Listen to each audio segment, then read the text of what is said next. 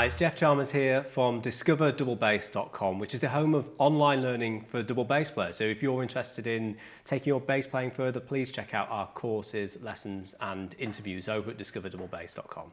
Now today I'm joined by the wonderful Valentina Ciardelli, and she's somebody that's making a real impression in the music world at the moment with her fantastic performances, where she's pushing forward new music for the double bass, where she's taking some traditional pieces and arranging them for our instrument, but she's also playing new music by artists such as Frank Zappa. I recently had a conversation with Valentina's old teacher, Leon Bosch, where he pointed to her as one of the artists that he's really been inspired by and watched her grow. And in fact, Valentina teaches also at Leon Bosch's bass class at Trinity. So welcome, Valentina. It's fantastic to have you with us today. Thank you so much for your invitation. Oh, it's absolutely great that you've decided to come and join us. And it's also been fantastic to hear you play as well. Just tell us a little bit about your instrument to start off. What is this beautiful bass that you brought with you today? So this bass was made by Cristiano Scipioni in Mantova, and it was built in 2014, so it's quite young for being a string instrument. And actually, it was never played before, so I'm the first owner ever. So it's a really bright instrument, and I'm using it mostly in solo tuning because it's the tuning I'm using the most. And yeah, it's a very, very agile instrument and with a very big, bright sound. So you're working as a soloist with your recitals and concerts and things. Do you also have an instrument in orchestra tuning, or are you just kind of out there doing your thing and you're not particularly doing as much orchestral work? What does your work look like in terms of tunings and instruments? I used to work quite a lot in orchestra before, with youth orchestra or professional orchestras. And I used, of course, to have the instrument set with orchestra strings. Now I rarely play in orchestra, and I mostly play solo and chamber as well. With the chamber music, just 50-50, because I mean, most of the repertoire, for example, the Chout or Schubert octet or whatever, it's written for orchestra tuning. So I always have to swap between the two tunings. And here in UK, I only have one bass, so I'm changing strings. But not that often, because sometimes I keep transcribing also part for solo tuning. But yes, mostly I must say maybe it's 60% solo tuning and 40%, but mostly it's for chamber and not orchestra. Well, it's fantastic that you're getting out there and doing these recitals and promoting the double bass as a solo instrument. And we wanted to talk about a couple of things today, I guess, which is one is about the perception of the double bass and equality in the instrument family, and how your experience has been as a performer. And then also we could talk about new works and how you take these Frank Zappa records and then turn them into an arrangement for double bass and harp. I'd really love to kind of dig into that. So let's get started with the equality in music discussion that we were kind of hoping to have. How's your experience been as a soloist on the double bass? It's tough because, as we all know, bass is not fully recognized yet as a solo instrument or an instrument that an artist can choose to express her or himself. And that's quite peculiar, this thing, because in a 21st century environment, we really should just go forward this kind of old prejudice, you know.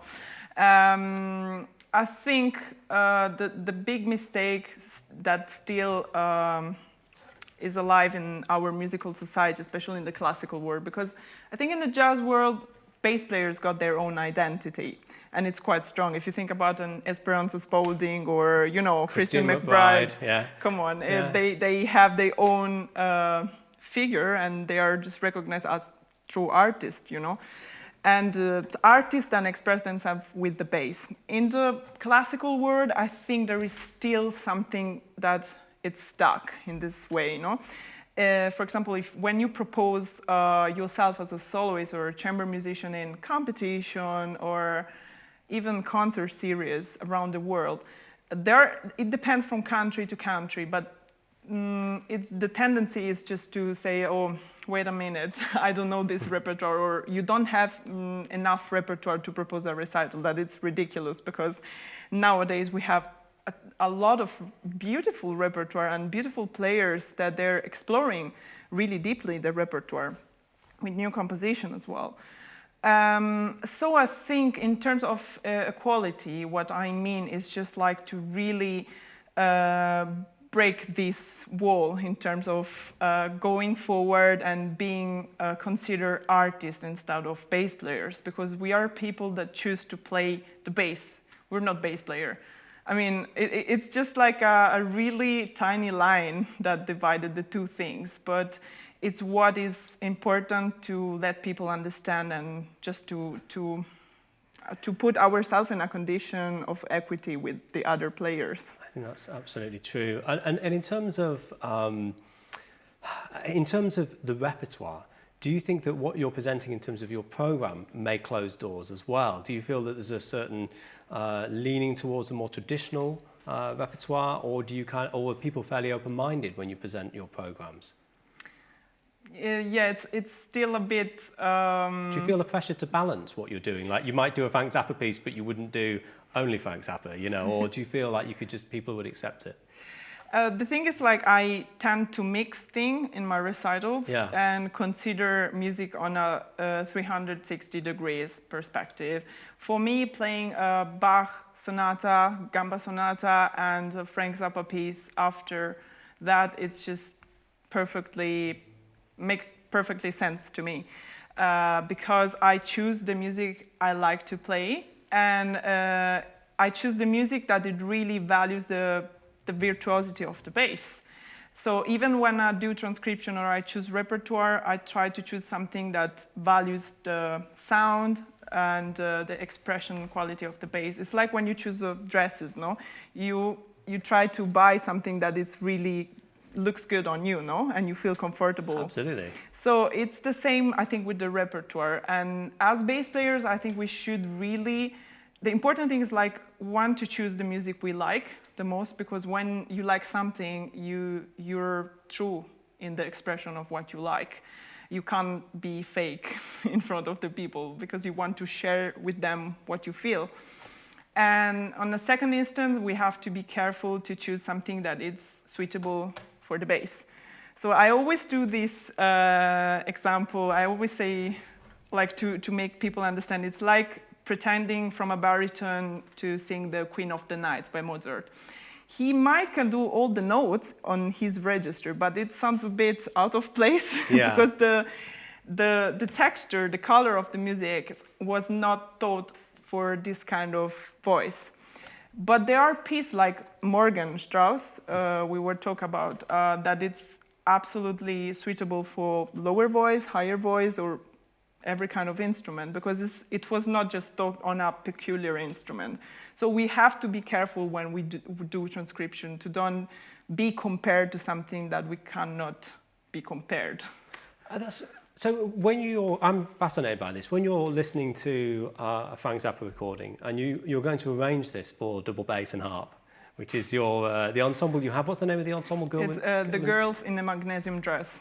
Right. So you want to present this program, and you need to. What does it look like? Do you literally write out the melody? Are you thinking chords? How does it go about? And then how do you arrange it for the double bass? Or are you just playing it back and then seeing what fits? And with Frank Zappa, it's a bit different than other composers, because I know the Frank Zappa's music quite good, because I listened to him till I was 11. So it's really, really stuck in my mind.